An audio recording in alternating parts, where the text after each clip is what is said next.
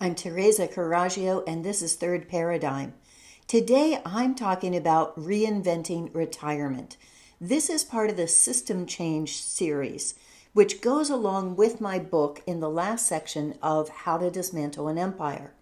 That looks at how can we create a parallel economy so that whatever currency, whatever imperial currency you're under now, whether that's the pound, the yen, the dollar, or the euro, then you have a separate one which is called a carrot.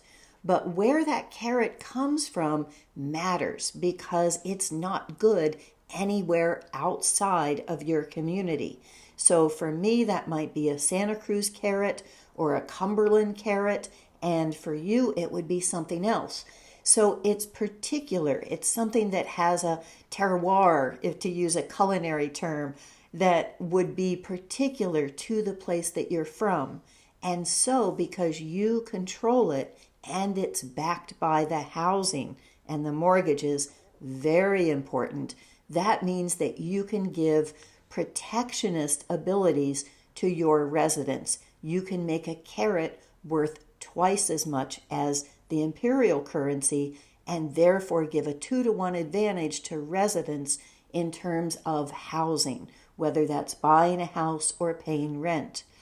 So we're going to look at how that relates to retirement, and in doing that we'll look at the unaffordable 4H and why Social Security is different than a social safety net, and how we can create something so that from the age of 5, someone is saving for their retirement. But first, we're going to look at a question that's been coming up of how do we get control of the assets in the first place? Let's look at this. As others have pointed out, the corporations and the banks are not just going to hand over the assets. So how do we get control of the assets at a local level at what I'm calling the Commonwealth, which would be around 200,000 people?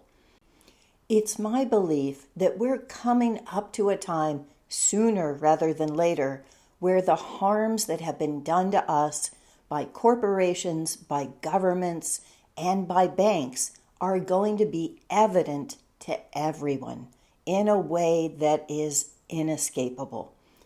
And at that point, I think we're going to have the opportunity to make some changes if we are looking at knowing what it is we want. I think that all corporations and governments that are operating in your territory should be rated on a scale now from regenerative to sustainable to extractive to predatory. So something that's regenerative is something that's giving more back. And that's something that you want to give property tax breaks to, maybe energy subsidies, maybe low interest loans. You want to really encourage that. If something's sustainable, you might do some of the same. And if something is extractive, how do you determine that? What you look at is how much has someone put in? How much have they from the outside put into whatever industry that is or whatever endeavor it was, especially resources, and how much have they gotten out in terms of monetary compensation? If they've gotten out 3 times as much as they actually put in, maybe that's enough. Maybe 5 times is enough. Maybe 10 times even. But a lot of the corporations that we're looking at have gotten out far more than they put in. At that point, I think you call the debt, even if it's an investment, as finished. And that gives you ownership back of the assets. But if something is predatory, that means that they're making things worse. They're making the asset worse, they're making the environment worse, and they're hurting people. Those are things that I think we can determine in courts. And under my economy, I think the only lawsuits that you have would be class action lawsuits, ones that are making sure that whatever's been done can never happen again. And so from those class action lawsuits, if we look at the harms that have been imposed on us from, say, vaccine mandates, or corporations that went along with them, or governments that promoted them, then I think we can say, you are no longer trustworthy, and we're not going to allow you to operate in our territory. And the things that are put in place, those assets, are ones that we take back, along with compensation if we can get it. Now let's look at what I call the unaffordable 4H, which is housing, healthcare, higher education, and hope for retirement. All of these four are intertwined, and they all go up with the amount of money that's in circulation. So that's why no matter how much money you have, they're always unaffordable. And if your community doesn't have money in circulation, they may be cheaper, but it doesn't make it any more affordable for you because you don't have the ability to make money in that economy. Now, these are intertwined where, for instance, one of our objectives is to bring the cost of housing down in places where it's too high. If you do that and people are counting on inflation and selling their house in order to retire, then you're going to make that impossible for them. So you have to make sure that you're covering retirement at the same time that you're bringing that cost of housing down. Right now, what the Fed has done to control what they call inflation, and again, it's not inflation, it's dilution. It's dilution of the dollar against the amount of assets that are backing it, primarily housing. It's not some basket of consumer goods that are made in third world countries or by migrant workers. That isn't an accurate measure because it's these four things that have gone up exponentially and have not kept pace with salaries. I'm going to talk about this in terms of the U.S. because that's where I am and what I'm most familiar with, but I think the same paradigm exists everywhere else, practically. And so I don't know what the terms are and what the institutions are, but I think that this can be applied in principle if we look at that in a more generic way. What the Fed has done by lowering the interest rate is that they've made the cost of housing go up. In my book, what I show is that if you can pay $1,000 a month on a mortgage, then the cost that you could afford when I bought my house, when it was almost a 20% interest rate, the house cost was fairly low. But then as they lowered that interest rate, it didn't change the amount that you were paying. It didn't actually make things more affordable. It just meant that you could pay more for a house with the same payment. And then they got people hooked on variable rate mortgages. Now, if someone is bidding against you for a house, and this is what we do, and they're using a variable rate loan with a low interest rate, there's no way that you can compete with them if you get a fixed rate.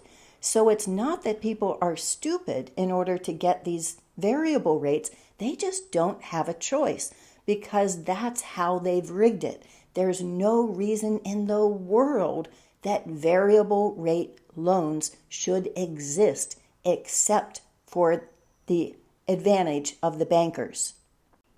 So now when the Fed raises the interest rate, presumably they say in order to counter inflation, that will lower the cost of the house for a new buyer because there's only so much money in circulation, unless of course you're a hedge fund and then you can bid whatever you want, which is what they're doing.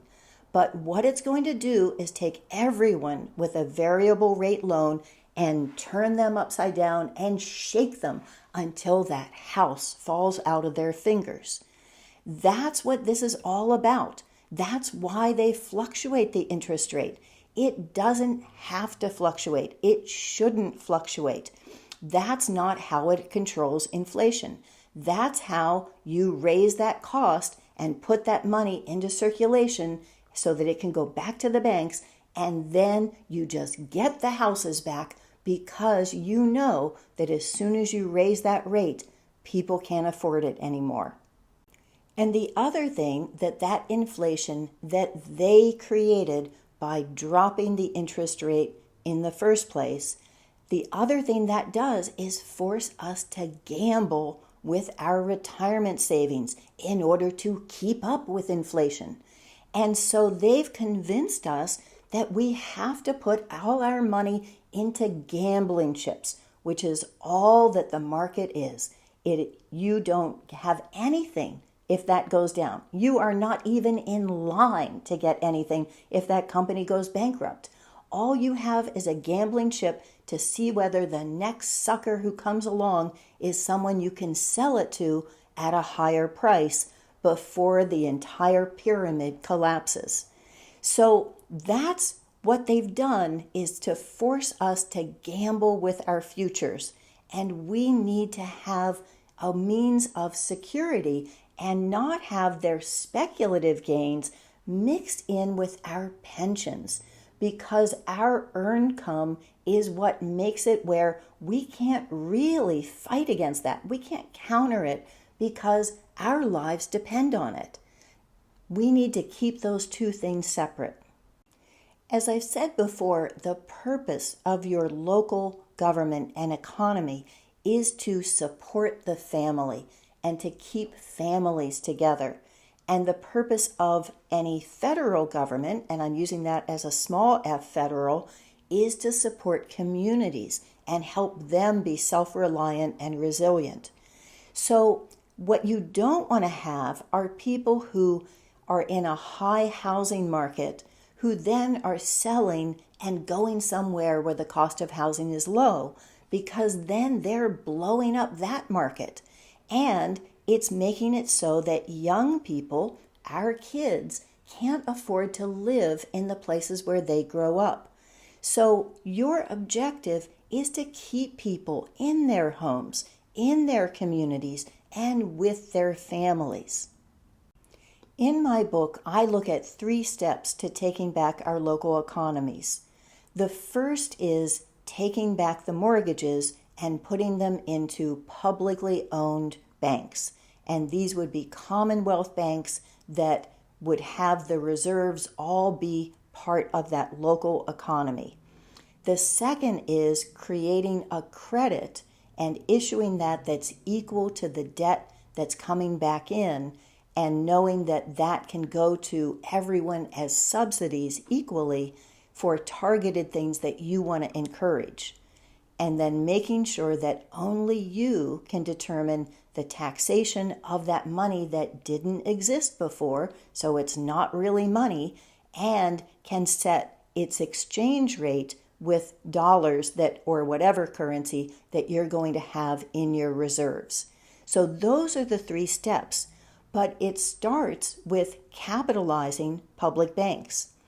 In order to do that in the U.S., what I use is the Social Security Trust Fund.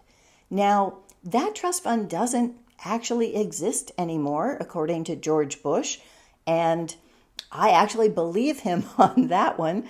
And I think that we can use that in order to say, here's a debt that you owe the people. In order to repay that debt, the one thing that the U.S. federal government still has is the ability to coin money. They can't issue credit, they can't print dollars, but what they can do is make coins. But they can give them, through something called seniorage, any value that they want. And so they could print 3 $1 trillion platinum coins and create the government credit that's not owed to any bank, and then disperse that at a rate of, say, $9,000 per person, which is what that fund would come to, into their public banks.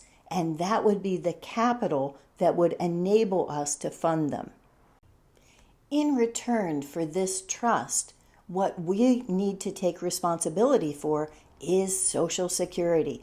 And that is the thing we most want to take responsibility for because it's a brilliant system. I have a chapter devoted to it in my book, and in preparation for that, I read this thick book called The People's Pension by Eric Laursen, and it's really well written and talks about Frances Perkins, who was a woman who designed the whole plan and worked with FDR in order to make it happen.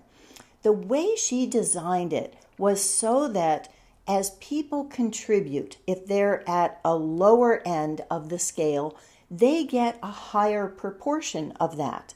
And people who tap out at the top of that scale will get more money, but they'll get a lesser percentage. And it always relies on a contribution. There was a push to make FDR make it into just a social welfare system. And he said, no, that you have to make sure that it is a pension that people are putting into that then is spread out through everyone's, because that's what you want. You don't want to outlive your money. And so you don't need to have a nest egg. You just need to have enough, or enough so that you can make up the difference. And what they found once Social Security came online was that people put more into their savings. That before that, it was just unattainable. It was too much. No one could ever feel like they would be able to save enough. And so people just didn't think about it. And then once they had Social Security, it was like, okay, I can make up the difference to know that I'm going to be okay. There's a photo on the front that says, we paid for security, not for a safety net. And that's very important because security is the ability to take care of yourself, not being dependent on the government. So this is not a handout. This is something that we've put 15% of our income, once you add the corporate contribution and your own contribution. And we deserve to have that money be there in the form that we put it in. Social Security is the most bipartisan issue that there is. So how can we protect it? How can we make sure that it's getting a better return than it's getting through the government ones, which are not able to give it very much these days?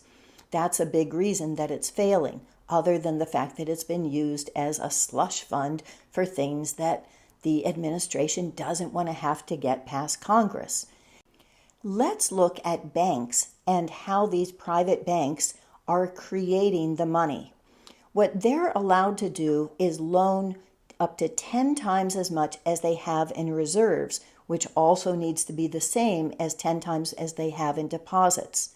So if they have, say, $10,000 in reserves, to make it easy, and they can loan $100,000, and let's say that's just at 3% interest. So they'd be getting $3,000 a year, but of that reserve of $10,000, that's a 30% return. So if we wanted to take our Social Security Trust Fund and give it a 7% return every year, we can do that. Because attracting mortgages to our public bank is an important thing we want to do, and also because we want to bring the housing market down to a stable level. And so what I would do is start out at a 3% fixed mortgage and say that it will stay that way for the first 6 months. And that after that, it's going to go up by 0.1 every quarter until it reaches in 5 years a 5% rate. And so that 5% rate is actually what Benjamin Franklin said all interest should be. Because what he said is that a stable rate at 5% means that it controls inflation. Because if money is tight, what people are going to do is lend to each other so that they can support businesses and get a better return. But if money is flush, what they're going to do is pay off their loans because they can't get a better return than 5% anywhere else. So instead, they will tighten the market of how much money is in circulation themselves as long as that rate stays stable. But what I would also do is give a maximum amount that someone can contribute to their long-term savings and put it in at 3.5%. So maybe when you're a 5-year-old, that's 50 carats a month. Maybe when you're 40, that ends up being 600 and being maxed out a month. And this would be per person, and it would give you a way of having something attainable that is going to compound annually and is going to get you to the place where you know that you can supplement your Social Security. That enables you to put something away where you can afford it, and you know that the sky is not the limit.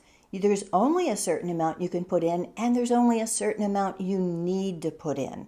So that means that because you can live the rest of your life at a certain level that has already been determined by what everyone has as a maximum monthly wage, then that gives you a target. And after that, you can just contribute to other people's welfare. You can be someone who is a benefactor and gives away your skills, your knowledge, and your time for free, and maybe your money too. To get more of the nuts and bolts of this system change, here is a playlist on restoring local sovereignty, and this is a fun one from early on called Regeneration Nation on Crystal Ball. Thank you for checking out my Substack, which also has things like the economics of anarchy. This will be up in a couple days. Thank you.